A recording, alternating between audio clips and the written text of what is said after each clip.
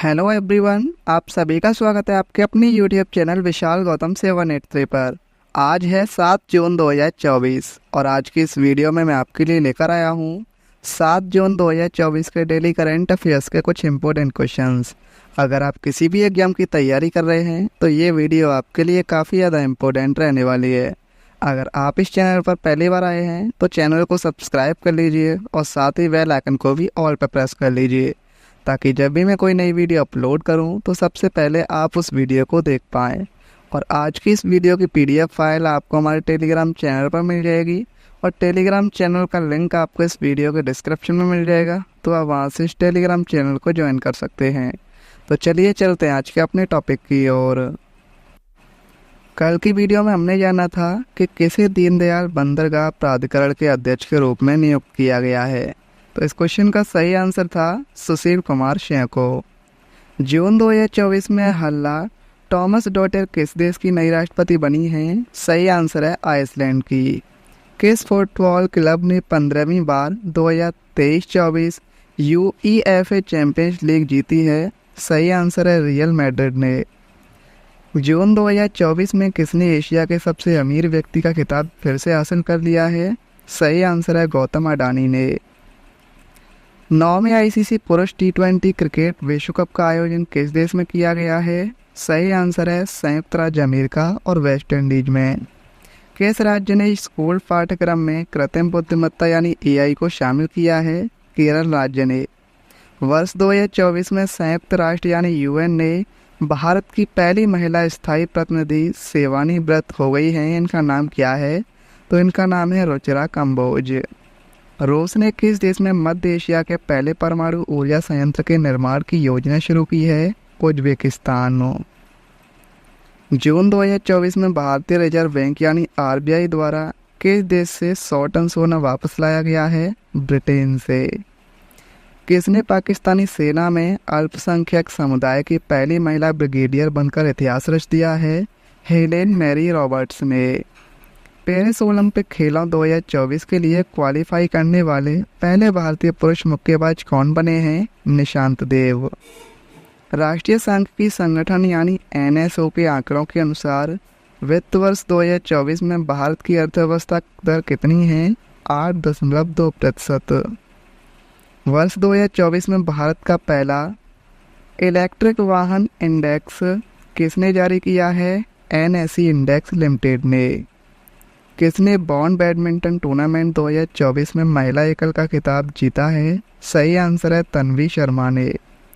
हाल ही में किसने दुनिया का पहला पूरी तरह से 3D प्रिंटेड इंजन वाला रॉकेट लॉन्च किया है? अग्निकुल कॉस्मोस। तो अब हम आते हैं आज के अपने प्रश्नों की ओर और आज का हमारा पहला क्वेश्चन है, गुडलेपा हल्लीकेरी पुरस्कार 2024 से किसे सम्मानित किया गया है? तो इस क्वेश्चन का सही आंसर है ऑप्शन बी, सिद्धलिंग पत्तन शेट्टी।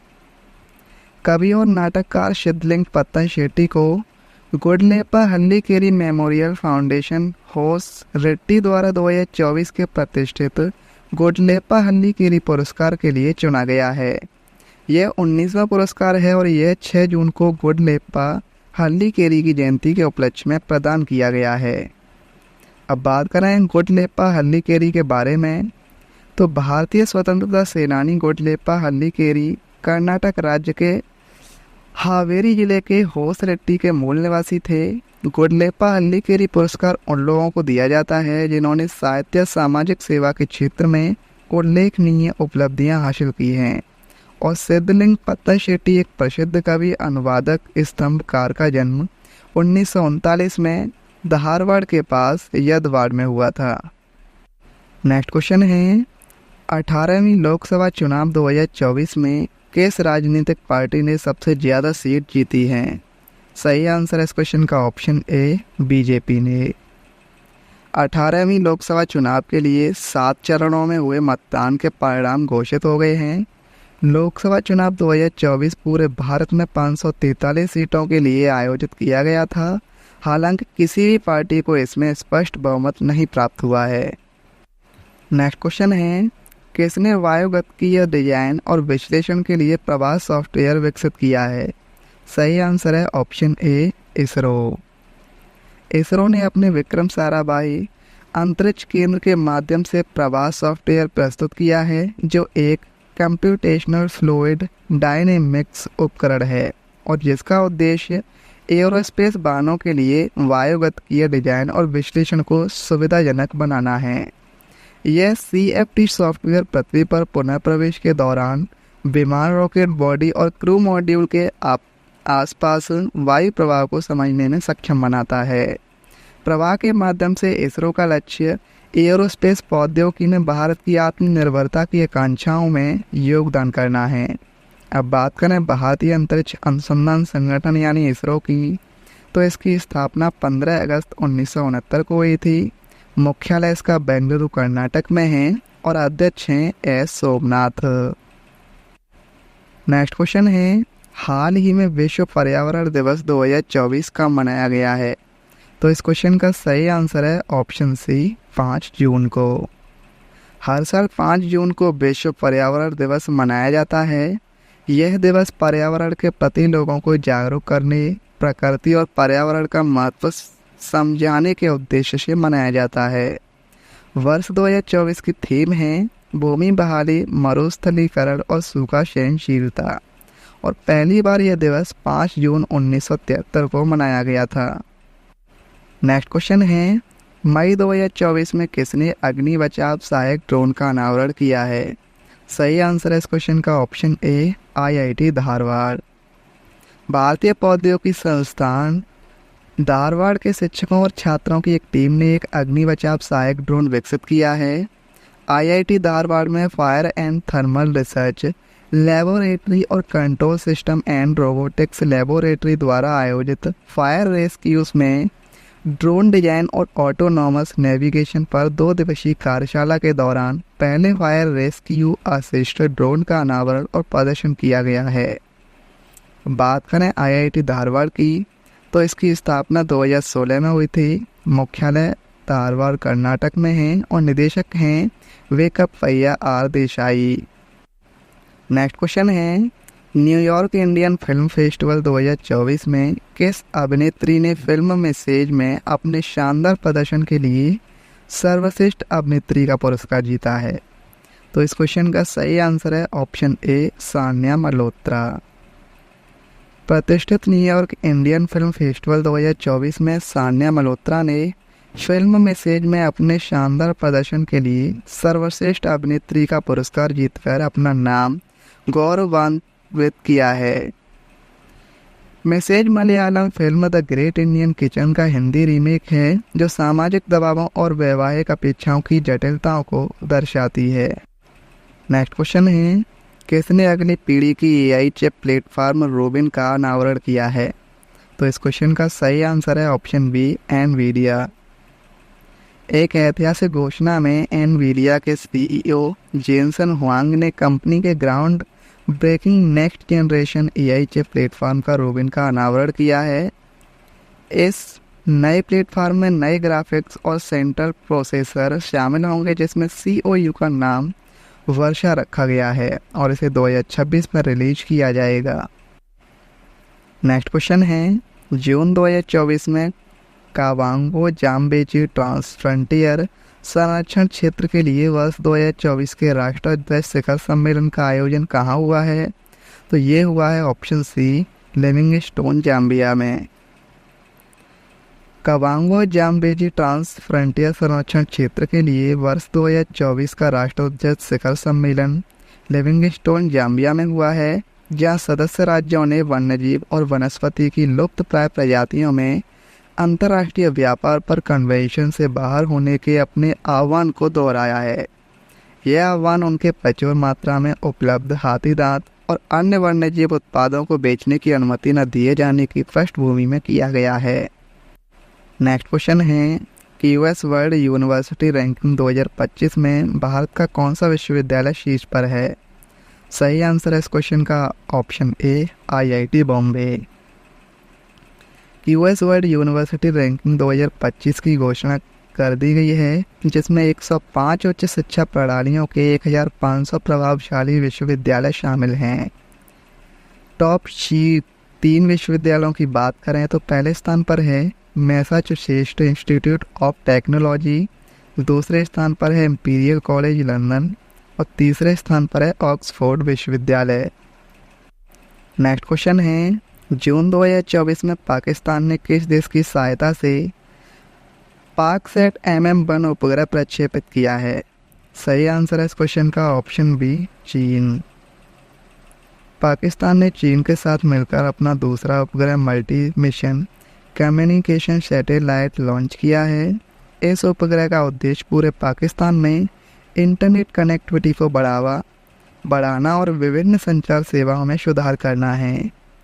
पाकसैट MM-1 को चीन के सिचुआन प्रांत स्थित सीचांग उपग्रह प्रक्षेपण केंद्र से प्रक्षेपित किया गया है तथा यह सफलतापूर्वक अपनी निर्धारित कक्षा में पहुंच गया है। नेक्स्ट क्वेश्चन है, हिंदी साहित्य भारती पुरस्कार 2024 से किसे सम्मानित किया गया है? सही आंसर इस क्वेश्चन का ऑप्शन बी, कृष्ण प्रकाश। प्रसिद्ध वार्षिक हिंदी साहित्य भारती पुरस्कार कृष्ण प्रकाश को दिया गया है। ये मुंबई पुलिस की विशेष आतंकवाद निरोधी टीम फोर्स 1 का नेतृत्व करने के लिए जाने जाते हैं। पुरस्कार को मुंबई के बहुसांस्कृतिक उत्सव में राम शाश्वत श्री राम इवेंट में दिया गया है और कृष्ण प्रकाश 2 बार गिनीज वर्ल्ड रिकॉर्ड धारक हैं। नेक्स्ट क्वेश्चन है, साथी 2.0 पर्सनल फाइनेंस ऐप किसके द्वारा लॉन्च किया गया है? तो ये किया गया है ऑप्शन ए, सेबी के द्वारा। भारतीय प्रतिभूति और विनिमय बोर्ड सेबी ने साथी 2.0 लॉन्च किया है। यह एक मोबाइल ऐप है जो जटिल वित्तीय अवधारणाओं को सरलीकृत करने और निष्पक्ष जानकारी के साथ निवेशकों को सशक्त बनाने के लिए तैयार किया गया है। यह प्रतिभागियों को उनकी व्यक्तिगत वित्त योजना में सहायता के लिए शैक्षिक वीडियो भी प्रदान करता है। अब बात करें भारतीय प्रतिभूति और विनिमय बोर्ड यानी सेबी की, तो इसकी स्थापना 12 अप्रैल 1988 को हुई थी। मुख्यालय इसका मुंबई महाराष्ट्र में और अध्यक्ष हैं माधवीपुरी बुच। नेक्स्ट क्वेश्चन है, फिनलैंड की दूरसंचार उपकरण विनिर्माता कंपनी नोकिया ने 5G 6G संचार अनुसंधान पर सहयोग के लिए किसके साथ समझौता किया है? सही आंसर इस क्वेश्चन का ऑप्शन बी, गतशक्ति विश्वविद्यालय। फिनलैंड की दूरसंचार उपकरण विनिर्माता कंपनी नोकिया ने परिवहन और लॉजिस्टिक्स क्षेत्र में 5G 6G संचार से संबंधित संयुक्त अनुसंधान के लिए गतशक्ति विश्वविद्यालय के साथ एक समझौते पर हस्ताक्षर किए हैं। नोकिया और गतशक्ति विश्वविद्यालय 5G 6G संचार में अनुसंधान के अवसरों पर सहयोग करेंगे और गतिशक्ति विश्वविद्यालय भारत के वडोदरा गुजरात में स्थित एक केंद्रीय विश्वविद्यालय है। नेक्स्ट क्वेश्चन है, दुनिया में सबसे बड़ी जीनोम की फर्न प्रजाति टेमिस टेरिस अल्बानसोलाटा की खोज कहाँ हुई है? सही आंसर है ऑप्शन सी, न्यू कैलेडोनिया में। शोधकर्ताओं ने न्यू कैलेडोनिया और आसपास के द्वीपों में उगने वाले फर्न टेमिसेप्टेरिस ओलाइंसोलाटा में अब तक का सबसे बड़ा जीनोम पाया है, जिसका जीनोम सबसे पुराने रिकॉर्ड धारक पेरिस जैपोनिका से 7% बड़ा है और मानव जीनोम से 50 गुना से भी ज़्यादा बड़ा है। यह फन मुख्य रूप से ऑस्ट्रेलिया से लगभग 1200 किलोमीटर पूर्व में न्यू कैलेडोनिया में जमीन पर या गिरे हुए पेड़ के तने के ऊपर उगता है। नेक्स्ट क्वेश्चन है, ताइवान एथलेटिक्स ओपन 2024 में महिलाओं की लंबी कूद प्रतियोगिता में नैना जेम्स ने कौन सा पदक जीता है? तो सही आंसर है इस क्वेश्चन का ऑप्शन सी, स्वर्ण पदक। एशियाई एथलेटिक्स चैंपियनशिप की कांस्य पदक विजेता नैना जेम्स ने चीनी ताइपे में आयोजित ताइवान एथलेटिक्स ओपन 2024 में महिलाओं की लंबी कूद स्पर्धा में स्वर्ण पदक जीता है। नैना ने 6.43 मीटर की प्रभावशाली दरी दर्ज की और पोडियम पर शीर्ष स्थान हासिल किया है। भारतीय खिलाड़ियों ने कुल 7 पदक, इसमें 3 स्वर्ण, 3 रजत और 1 कांस्य जीते हैं। अब बात करें हम स्टैटिक जीके की, तो भारतीय संविधान में मौलिक कर्तव्यों का विचार किस देश के संविधान से लिया गया है? सही आंसर है रूस के संविधान से। भारत में न्यायिक पुनरावलोकन की संकल्पना किस देश के संविधान से ली गई है? संयुक्त राज्य अमेरिका से। भारत के संविधान में सम्मिलित आपातकालीन उपबंध किस देश के संविधान से प्रेरित हैं? जर्मनी। भारतीय संविधान में मूल कर्तव्यों का प्रावधान किस देश के संविधान से प्रेरित है? रूस। भारतीय संविधान में किस प्रकार की शासन प्रणाली की व्यवस्था की गई है? संसदात्मक। नीति निर्देशक तत्वों तथा मूल अधिकारों को संविधान की आत्मा किसने कहा है? ग्रीनविल ऑस्टिन ने। संविधान के प्रथम अनुच्छेद के अनुसार भारत क्या होगा? राज्यों का संघ। भाषाई आधार पर भारत में सर्वप्रथम किस राज्य का गठन किया गया? आंध्र प्रदेश का। भारत से बाहर लगातार कितने वर्षों तक रहने पर भारतीय नागरिकता समाप्त कर दी जाएगी? 7 वर्ष। भारतीय संविधान का कौन सा अनुच्छेद विधि के समता के अधिकार से संबंधित है? अनुच्छेद 14।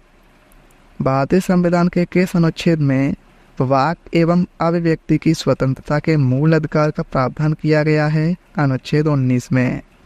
मौलिक अधिकारों का संरक्षक कौन है? न्यायपालिका।